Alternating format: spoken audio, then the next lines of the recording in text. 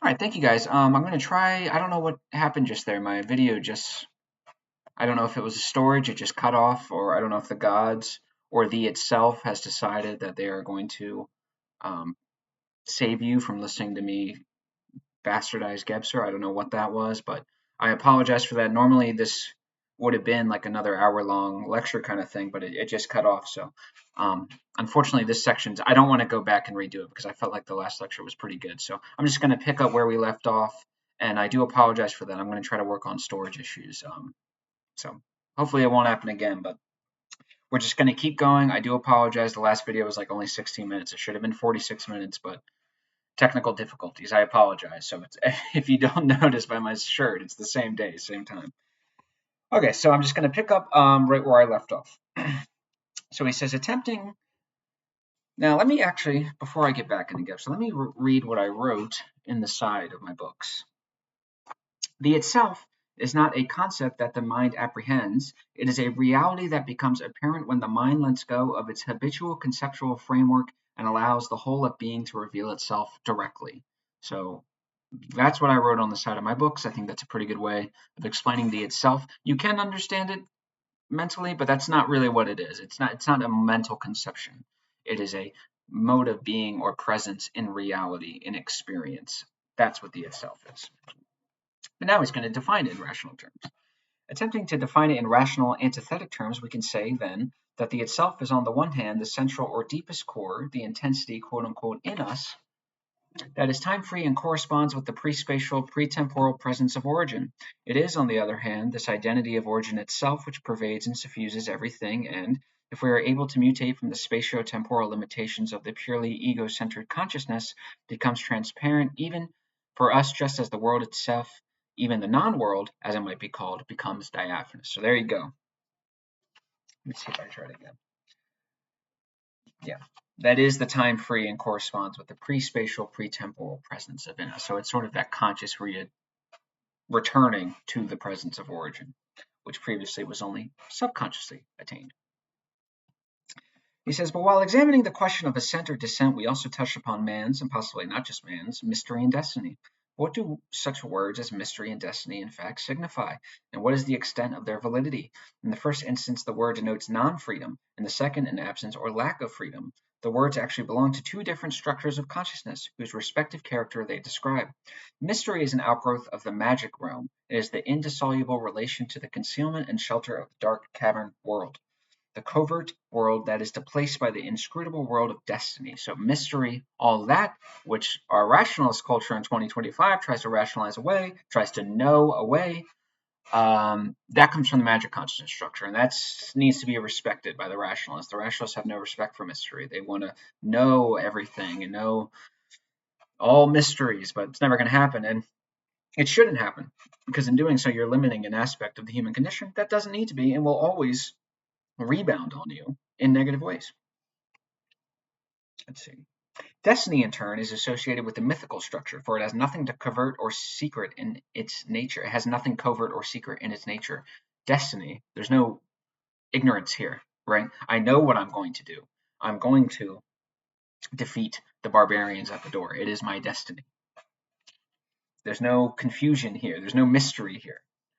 Destiny is the inscrutable fulfillment of events that seem irrevocable, since mythical man has no will of his own and is consequently bound to the fateful course of events which relentlessly presses toward fulfillment. So this is why you see a whole bunch of destiny in the 10,000 BC up to the Renaissance, because remember, the mental consciousness structure brings with the objectivization of space a subject. If there's an object, there must be a subject perceiving it. That's ego, that's will. So we don't believe in destiny. We shun that. That insults our free will. But the mythical man, they didn't have that ego. They didn't have that sense of self. So whatever they did, it felt like it was the fate of the gods, or it was the fate of destiny, because there are all these movements, whether it be out externally or internally psychic, and they have no ego detachment to say, hold on, I am angry, I am upset, and now I'm doing this. They just become angry and upset and do this. So of course they feel like it's destiny. For the integral structure, such words as these are as irrelevant as the mental judgment on man's ascent or descent, or the question of gains or losses. Ascent and descent signify directness; gains and loss denote in a polar sense life and death; in antithetical terms measure and mass. All of these terms, however, ascent or descent, gain or loss, are valid only within the structure of consciousness from which they sprang. The reality or efficacy in us is present only to the degree that these structures are constituents of our integrality. This means that they lose their former exclusive claim and validity at the moment of a new mutation. So it's important to recognize aspects of the different structures, but in doing so, you have to understand that the integral has mutated and that the mental structure in its world no longer claims an exclusive validity. Now, the integral structure might say, hey, now it's time to be mental because this is where it is. The point still stands. The mythical way of doing things lose its exclusive validity.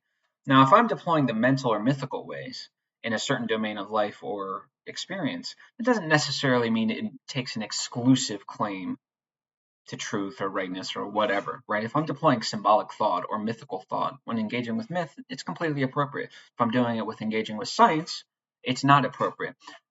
If mythical man were to do it otherwise and deploy mythical irrational thought in rational scientific modes of inquiry, that's the exclusive claim of validity, and that would be irrationalism. That's absurd. We don't do that. Let's see. Nonetheless, it is fitting that we recall from time to time the pains with which we experience because of the tensions of these realities, for without them there could be no preparation for the birth of a new mutation capable of liberating us from the earlier suffering. So in many ways, you could say the Middle Ages, the Dark Ages, the period from the Greek pre-perspectival phase up into the Renaissance. What did they call that? Did they call it just the Dark Ages?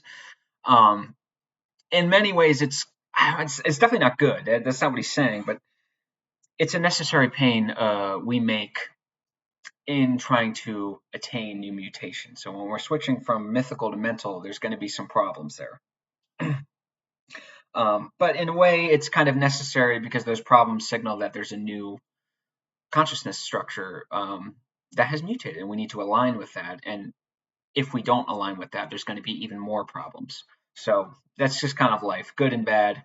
These are polar complements. You have to take the good with the bad. With these remarks, we have perhaps ventured too far beyond the present reality, since we cannot as yet make fully evident those elements of tomorrow which are beginning to be visible today. Can't predict the future. One thing is certain: these observations should give no cause for new or additional anxieties, even though it may seem to some that we are addressing uncertainties. On the contrary, our remarks definitely warrant a liberation from anxiety, so that's good. Now, I get a little worried with these new structures because, as he just said, there's a real growing pains when trying to align yourself with the new structure. And I think we are getting a new structure, whether it's integral or something else. I think the internet is the medium of that new structure to propagate that new structure. And I'm very worried about the next couple hundred years because, well, it's just like you pointed out, as all these new structures mutate, there's always problems. And of course, when I say problems, that means war, violence, genocide, all these terrible things. But the good news is integral structure has a higher degree of knowledge of what is happening. So as he says, we don't necessarily have to be anxious because we know what's happening. He says, on the contrary, our remarks definitely warrant a liberation from anxiety. He said, anxiety is, after all, a force dammed up primarily in the quote-unquote unconscious, which only takes on the negative character of might where its origin remains unconscious and thus causes it to manifest itself in the form of panic or psychosis, that is, as a form of impotence. So anxiety is a psychological force that has not been healthily or properly brought up to conscious awareness, and in doing so, it ruins your life, essentially. It turns negative. There can be healthy anxiety. I learned that from Ned's Declassified School Survival Guide. You can use anxiety to propel you towards success, but it's got to be healthy. It's got to be balanced. That's not what negative anxiety is. Since we are concerned here with the history of consciousness emergence, the question of consciousness is preeminent in our discussion. The question of consciousness can also be posed in terms of measure and mass, inasmuch as the immoderate or immeasurable unconscious is commonly placed in opposition to the calculating consciousness. We'll get there. We have been able to show that each consciousness mutation went hand in hand with the gradual strengthening of consciousness, which culminated in the ego consciousness of the mental structure, I, me. This increase in consciousness parallels the increase in dimensions, and the dimensions themselves are nothing more than the gradual appearance of everything spatial and temporal. There is, in other words, a mutual and even interdependent relationship of consciousness to the spatial-temporal world. So consciousness and the external world, and again, as I mentioned this either in the one video that cut off after 16 minutes, they're mutually dependent. They should not be viewed as this negating rational, one or the other. One negates the other. No, one completes the other. Let's see. Here we again encounter the question of measure and mass. To the extent that consciousness is an intensity and thus intangible, it's in here, it's an intensity. We can't quantifiably measure or physically grab onto it. The space-time world represents the corresponding tangible phenomenon as an extensity, phone, mouse pad, whatever. The space-time world is the stage, as it were, on which consciousness itself is capable of being actual and efficacious. There's an interesting quote. Will Durant said something very, very, very similar in his excellent book, The Story of Philosophy. He said the stage, the world is, I think he actually used the same term, the stage with which we actualize our internal self. And so they're interdependent. And of course, sense data coming in from the external world conditions the soul, the internal, the consciousness. Consciousness reifies or externalizes itself on the stage, and then the awareness of those results in turn brings sense data back into the internal, and they condition and create each other. Again, it's a 2D polar circle. These are not negative.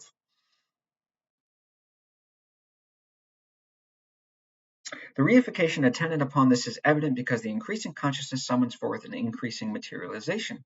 Whereas in the magic realm, there is a shaping and substantive forming of nature.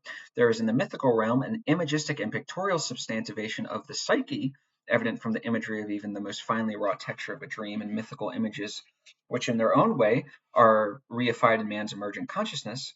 This substantivation becomes tangible in the mental zone, where the world becomes comprehensible by means of the emergent awareness and manipulation of the third dimension, space, as well as by the substantivation of thought and by perspectivation. This process of increasing substantivation and materialization is alarming, yet it loses its alarming character when you recognize that it is a process confined to the terrestrial sphere, which is to say that it occurs on Earth, where it necessarily exhibits a creative and creaturely tension of polarities and antithesis appropriate to the Earth and its nature. So again, we're getting into this sort of spiritual thing where Gebser has seen the core, and recognizes the core is above bare physical material facts of the world. And the dimensioning, that's a good way, as we covered earlier, things are becoming more real. With new dimensions, aspects of the world and ourselves are becoming more real. If we follow this train of thought to its conclusion, it leads to a further quote-unquote leap based on the fact that today a space-time unity is becoming increasingly evident within fourth dimensionality that could affect the concretion of time. Time, previously understood to be merely measured or abstract natural time, and as such perceived only in its partial aspects, is energy, and is thus able to bridge the dualistic conceptual antithesis of a quote-unquote unconscious opposed to the consciousness. In this opposition, consciousness is generally understood to comprise little more than the illuminated part of the so-called unconscious, and this very partiality serves to indicate the purely rational basis of this mode of understanding oriented towards the psyche. We're about to rip the rationalists because they're deploying rational thought in areas where it doesn't belong. What is one of those areas? The psyche. It's an immeasurable intensity that is intangible and cannot be accounted for by rational thought. Why don't we stop using rational thought when we're doing this sort of internal soul work? So let me take these off real quick. Now, anyone like the modern psychologist who thinks in terms of the alternative of the brightness of consciousness and the darkness of the unconscious, very interesting to think. Remember, Gebser was a student of Jung, so this could be a shot at Jung and Freud. I think it probably is. Of course, all great students rebel against the master. Although this is merely a kind of conceptual transposition of the images of the column temple and the cavern, will doubtless greet these ventures into strange territory with amazement and mild disapproval. At best, he, the modern psychotherapist, will wish us good fortune in our audacious attempt to integrate the unconscious, which he naturally associates with the notion of making conscious. But the immoderation inherent in the unconscious is devouring, even though it is thus, in a negative way, integrating. If this reciprocal function is known, which must occur in an active as well as passive form, one can dispense with the discussion in dualistic terms, inasmuch as everything depends on the knowledge that an integration is taking place. Whether or not it takes place actively or passively, whether we as humans on the earth are active or passive, only the knowledge of this process affords us the detachment as well as the guarantee that in it we are neither the hero nor the victim. So in trying to integrate aspects of the unconscious, the subconscious, it has less to do with intensity or activity or passivity, it has to do with knowledge. Now he's going to rip into why it's ridiculous framing. Actually, before he does that, he says this. What is decisive for us is to know in any given instance where and how to act passively or actively, where and how to make things happen or let things happen to us. To know, in other words, to what extent our natural magical creaturelessness permits and commands us to hearken to and obey the natural flux of events. To what extent our mythical and psychic being is permitted and charged with corresponding to the psychic flux of formative images. To what measure our observant mental abstracting nature is permitted to direct the natural and psychic flux of instincts and sensations, that is, to orient as well as pass judgment on them and ourselves. So this is what I'm glad he said this, because when I was reading this, I thought this to myself as well. So he kind of affirmed it. So pretty much all we have is the present, and we have all the structures that are as tools available to us. We have a perpetual present and we have all the consciousness structures. It is up to us to know when to deploy rational thought, when to deploy mythical thought, when to deploy magical thought. You're never going to have you're never going to have rationality find all these answers for you. So you have to get out of that idea that you're going to find some rational system that's going to tell you every single thing to do in your life. Also, what's not going to happen is Jesus is not going to come down and say, at this exact moment, you will do this, and then this will happen, and this is why you should do this. It's not going to happen. We have to take it upon ourselves. It is us. We have all the knowledge of what it means to be a human. Now let's use it for good. Everything hinges on the knowledge of letting happen and making happen. Only this attitude can protect us from the inescapable anxiety experienced by the dualistic-minded psychologists who fear being dazzled or even blinded by consciousness, or being devoured by the unconscious at the moment when one is forced to come to terms with the development and emergence of consciousness that has been worked out conceptually. But if we maintain the attitude appropriate and commensurate with the individual structures, this problem should not even arise. Problems are arising because you are deploying the wrong structure in the wrong domain of life. Stop being a rationalist. A coming to terms is a purely rational process that is inapplicable to psychic processes, and leads at best to either a magically extenuated unification or to a rationally directed reconciliation, which is in each instance a retrogression. For this reason, we again emphasize that integration, whether of four-dimensionality, of time, of mythical temporicity, or even to a certain degree of the unconscious itself, is not contingent upon our activity or passivity, but on our knowledge of the occurring process that we have gained by our detachment from it. So, it is our turn to be active and passive sort of in life, I think. Hold on, let me make sure. We have to know in life when to make things happen and when to let things happen. So, but when it comes to integrating, knowledge is the thing that will keep us. And he's about to explain why. Knowledge is more important than activity or passivity when it comes to integrating, as he said. Whether of four-dimensionality, of time, mythical temporicity, or of the unconscious itself. It's not necessarily passivity or activity at play here. When it comes to integrating, it's about knowledge, and that will prevent you from descending into God knows what. This knowledge is nearly synonymous with the phenomenon we have called the diaphanon, which is not bound to activity or passivity, light or darkness, but rather pervades or shines through them all. We have rendered these transparent. In doing so, we have attained greater knowledge of them, conferred meaning on them, and now, after they have been separated from one another, we are uniting them into an ever-present origin, whole, beautiful, integral whole that respects each structure and deploys it based on discernments it makes in the world on a day-to-day, minute-to-minute, moment-to-moment basis. For it is irrelevant to speak of day or night, consciousness or the unconscious, action or acquiescence, proper to the essence of the diaphanon, is that it shines through and is unfettered by the forms of appearance. Did I miss? Hold on. Maybe I missed. It is accordingly neither a tertiary or third component that unifies opposites, nor a secondary or polar complement, nor a primary, unitary, and self-contained state from which it can emerge. So the integral, it's got nothing to do with the unity of magic, polarity of mythical, or antithesis of mental. It is the originating presence that has itself attained consciousness because one of its bearers, man, has undergone the spatio-temporally conditioned unfolding of consciousness, which he has enjoyed but also had to suffer through. Only someone who has integrated the past as well as the future, with their inevitable psychic emphasis on joy and suffering, and freed himself from the tensions and prepossessions of the once unconscious psychic structure, is able to realize the present. You must integrate past and future into a perpetual present. It's fully integral. Now, I'm a little worried here. Hold on. Let me see.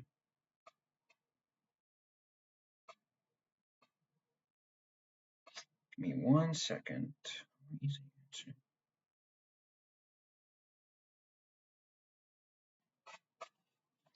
I want to make sure I didn't miss, because we're not done yet.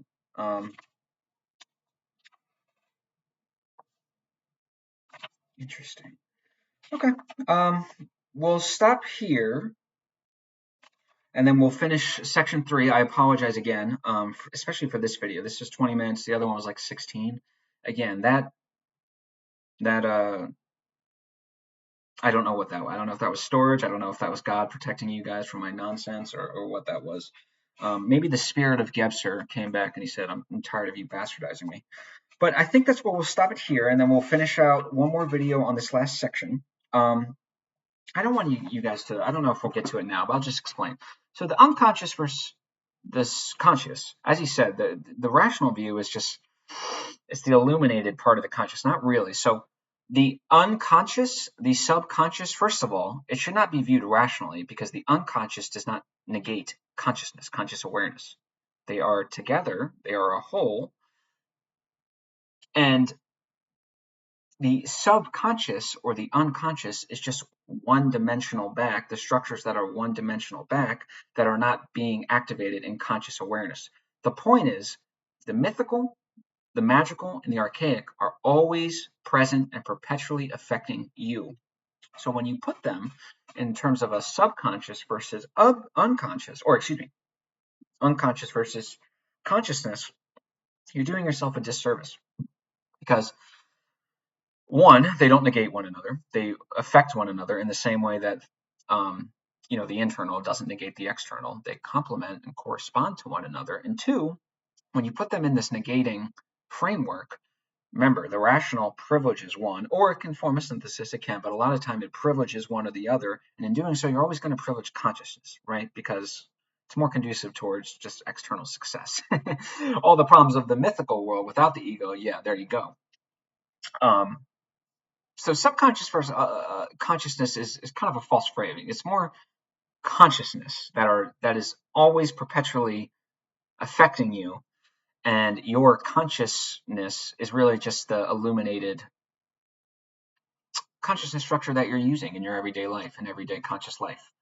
So get out of the subconscious versus consciousness. It's just the psyche or the soul, whatever you want to call it, but you need to integrate that. And as he said, it's not a matter of intensity necessarily. It's a matter of knowledge. You have to be aware of the structures, integrate them into your life. For example, if I hear a really great song and it's a safe place, I'm going to get lost in it. I'm tired of doing the rational, I can't give into my emotions ever. No, as long as it's, safe and you're not going to get in a car accident or anything.